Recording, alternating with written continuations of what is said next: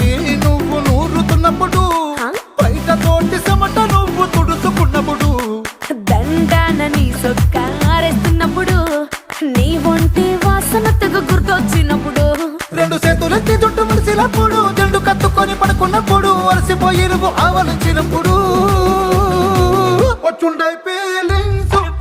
feelings వచ్చి వచ్చి చంపేస్తు